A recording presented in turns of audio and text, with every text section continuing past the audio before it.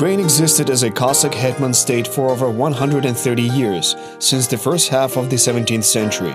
The Russian Empire took the course of annihilation of Cossack autonomy after the defeat of the Cossack rebellion led by Hetman Ivan Mazepa in 1709. At first, they abolished Hetman's rights, then ruined the Zaporizhzhian Sich, eliminated Cossack organizations, and enslaved Ukrainian peasants. However, the spirit of freedom survived in the future generations of Ukrainians. The best of them dedicated themselves to building the image of a proud Ukrainian nation, as well as evoking the sense of patriotism, and for the sole purpose that Ukrainians would understand their historical background.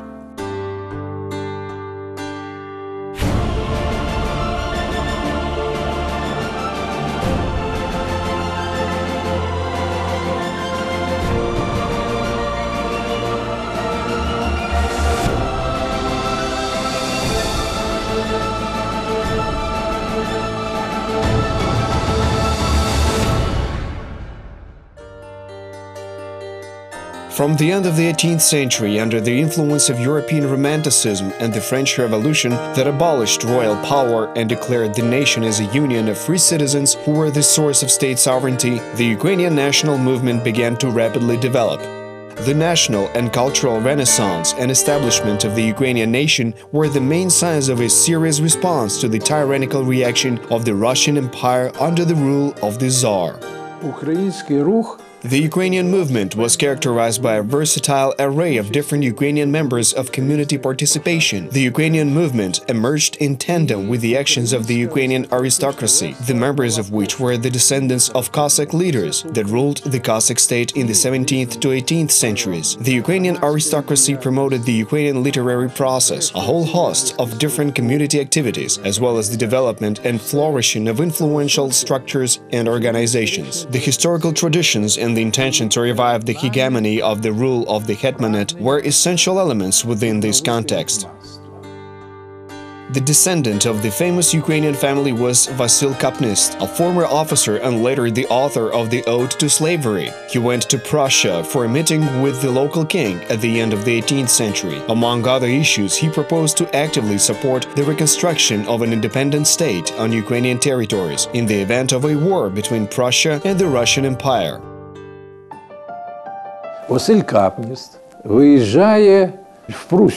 Kapnist went to Prussia. So what was his main goal? He came there as a representative of the Novgorod-Seversky dissident group, which demonstrated oppositional attitudes. First and foremost, the group's members belonged to Cossack petty officers class. Their ultimate goal was to overthrow of the rule of the Russian Tsar on Ukrainian territory.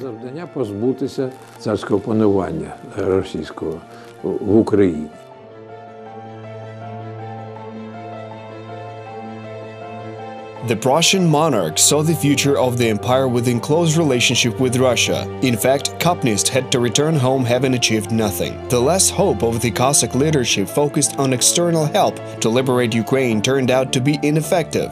This fact suggests that there were a lot of people in Ukraine who were seriously oriented to entering into an armed combat with Russia. In contrast to the reaction of Russian authorities, the Ukrainian community constantly had the notion of liberty in mind and spread opposition attitudes, which resulted in the emergence of secret unions in the 1820s. The Secret Union of Little Russia, which was assembled in 1821, had the goal of achieving Ukrainian independence. It had very close connections with the Society of Slavs, a secret revolutionary organization which was highly active in the Novgorod-Volhynsky county. It united officers of forces located in Volyn and Kiev regions. The major goal of the Society of Slavs was concentrated on national liberation from foreign powers, the liquidation of the Russian monarchy, and the creation of the federal unity of Slavic republics. Later, these organizations united with the South Decembrist Society. It was headed by the hero of the 1812 Battle of Borodino, 25-year-old Lieutenant Colonel Serhiy Muravyev-Apostol. His two brothers, Matvey and Ippolit, were also members of the society. They were descendants of an old Cossack family. They promoted the freedom of nations within the Russian Empire and did not support Pavel Pestel's constitutional project, designed to deprive nations of the right to self-regulation and self-administration. Брати Муравйови, які представляли Південне товариство, які були... Quartered in Vasilkiv, the Muravyev brothers that represented the Southern Society were also members of the Chernihiv forces. They were the great-grandsons of Hetman Danilo Apostol, and they believed that every nation that lived within the Russian Empire must have and develop autonomous rights. The Northern Society, headed by Pavel Pestol, was based on the principle that Russia should be a republic without a Tsar, and that it should also conduct a policy of severe tyranny in the Jacobinic manner of government. Of course, Pavel Pestol thought that there should be no nations. He expected that there is only one nation, and any separatist and national movements should be punished. In this very context, the programs of the Southern and Northern societies were drastically different. The position of Serhiy Muravyev Apostol was convincing enough for the Russian Decembrist Kondratий Ryleyev, who gave it a very positive assessment. One of the Decembrists, Kondratий Ryleyev, who was executed after the Decembrist revolt in 1826, wrote in his poem Voynarovsky, Ukraine should already be an independent state. The Decembrist revolt on the Senate Square in St. Petersburg did not end on December 14, 1825, according to Soviet historiography. Arguably, it had a Ukrainian extension. The Muravyev Apostol brothers initiated the revolt of Chernihiv forces in Vasilkiv, near Kiev, and then moved to Zhytomyr, where the station forces also rebelled. However, government forces repelled the rebels. Serhiy Muravyev Apostol was executed with other Decembrists in St. Petersburg. The contemporary witnesses stated that Tsar Nicholas I offered mercy to Muravyev since he knew him. Nevertheless, Serhiy turned down the offer. The military court sentenced several officers of the Chernihiv forces to a lifetime of hard labor in exile. More than 100 people faced corporal punishment, and 800 soldiers and officers were sent to the Caucasus. The rebellion was suppressed by the law enforcement authorities, though it gave huge inspiration to locals to fight against the idea of serfdom. According to documents, while the peasants rebelled in Uman, Vasilkiv, and the Bila Tserkva parishes in the Kiev county for 2 years, these revolts were suppressed. Kiev eventually became the heart of the national liberation movement, with the opening of a university in the early years of the 1840s. Then the Brotherhood of Saints Cyril and Methodius formed a clandestine political organization in 1846. Members of the Brotherhood of Saints Cyril and Methodius drew a very romantic picture of the messianic mission of the Ukrainian nation on Slavic territories. This was an attempt to organize Slavic unity. However, the organization was supposed to be based on the principles of democracy with a president and a parliament rather than on a new monarchy or pan-Slavism. Graduates and members of the Kiev and Kharkiv universities enrolled in the Brotherhood of Saints Cyril and Methodius. Vasil Belosersky, Mykola Hulak, Mykola Kostomarov, Pantelimon Kulish, and Taras Shevchenko assumed the leading role in the Brotherhood. Якщо дивитися на все 19 століття, то треба, я думаю, звернути увагу на Тараса Шевченка. Considerable attention should be paid to Taras Shevchenko, who came from a different social class than the aristocracy of the 19th century. Шевченко двічі мандрував по Україні. Видно, що Шевченко надзвичайно... Shevchenko traveled throughout Ukraine twice. It is quite evident that Shevchenko focused on contacting landlords of the higher Ukrainian class. It is clear that Shevchenko was a welcome guest at many lordly manors. Він там дуже інтенсивно контактує з цими нащадками козацької... Moreover, he actively cooperated with the descendants of Cossack leaders. І раптом він пише... What could Shevchenko have possibly been doing there? Suddenly, the poet wrote, "To my fellow countrymen, living, dead, and yet unborn." He encouraged them, saying, "My brothers, embrace your youngest brother." To whom did Shevchenko address these words? He wrote to the Ukrainian nobility. Whom did he suggest to embrace? Obviously, he was referring to the peasants. Foremost, Shevchenko felt this like nobody else. He was not compromising. He said that Ukraine was enslaved and its people should be liberated. Who enslaved them? Russian oppressors. Therefore, people should act as one front. Виступити єдиним фронтом. Shevchenko gave preference to national interests over class interests. He then compared American democracy to the tyranny of the Russian Tsar. He wrote about these thoughts in his epochal poem God's Fool. Шевченко пише: «Чи діждемося Вашингтона з новим і праведним законом, а діждемось таки колись». Shevchenko wrote, "We will wait till Washington comes with the new and righteous law. Still, someday we will anyway." Why did Shevchenko say these words? Why Washington and not the French Revolution?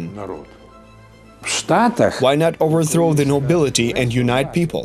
The Ukrainian intelligentsia saw that the immutable and social essence and the nature of the relationship between the elite and the peasantry that were instilled in the US were brought from Great Britain. Характер взаємин між елітою і простолюддям, так сказати. Taras Shevchenko's creative and public activities incited the rebirth of the Ukrainian national consciousness and promoted the struggle for their social and national liberation. People then began organizing and forming quasi-legal groups known as hromadas, or communities in Ukraine, in the second half of the 19th century. This movement connected the members of different social classes with different political views. Their activity was oriented towards cultural and educational work. The Hromada movement is emerging at this moment. The first Hromada groups that are today popularizing the Ukrainian movement and culture are appearing in Ukraine, if to take into consideration the fact that Ukraine was for many years a part of the Russian Empire. Hromada members set a goal to educate the general Ukrainian public in their native language and research the culture and traditions of Ukrainian villages that preserved the language, religion, customs, and traditional forms of family and public life at the same time. Оця стихія українська, вона була This Ukrainian element was an inseparable part of the culture, if taken into account the Ukrainian village. When we're talking about the Tsarist Russianization of Ukrainian society, we mean those living in towns. Українського суспільства. Русифікувалось насамперед місто. When it comes to villages, they preserve their patriarchal structure. Peasants who listen to Ukrainian songs since childhood would continue to listen about the Cossack fighting the Poles, Muscovites, Tatars, and so on. Козаки бились з ляхами, москалями, татарами і так далі. All these themes remain in the recollections, folk and historical songs. Everything was preserved in the villages. Ukrainian intellectuals used all these creations and perceived them organically. They reinterpreted them and produced many scholarly and other works. Вона сприймала органічно, переосмислила і видавала, так сказати, наукові і всякого роду праці. Ukrainian historian, philosopher, and public leader Mikhailo Drahomanov's ideas became well known. He promoted socialism and argued that the Ukrainian nation should return to the family of European cultures to which it belonged until the end of the 17th century. Mikhailo Drahomanov can be accredited with adding the ideas of European philosophers and statesmen into the Ukrainian liberation movement. Другим джерелом є новітні течії європейські. The second source was new European movements promoting autonomous federalistic ideas. In particular, these were the ideas of Proudhon and other European thinkers. They were taken by many Russian and Ukrainian social political activists, including Drahomanov. Діячами суспільно-політичними, і в тому числі Драгомановим. Головна ідея полягала в тому, The main idea was based on the democratic transition of Russia and the Russian Empire, meaning the Russian state. The Ukrainian movement could then find the solution to their national problem within the complicated process of democratic transition. The process of the politicizing of the national liberation movement started in the end of the 19th century. The first political organization in this process was the Brotherhood of Taras, which existed during the period of 1891 to 1893. The members of the organization, famous writers and scholars, set a goal to implement the key ideas of Taras Shevchenko, as well as the achievement of the freedom of the Ukrainian state. It was the moment when the national ideas spread beyond the intellectual class to the general public in Western Ukraine. Such a process was advantageous for creating political parties with a national political agenda.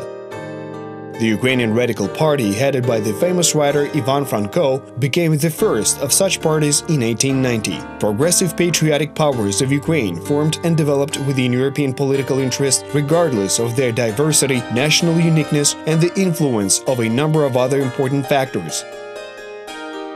The traditions of the Ukrainian liberation movement, established in the 19th century, eventually found their continuance in the national liberation battle in the 20th century.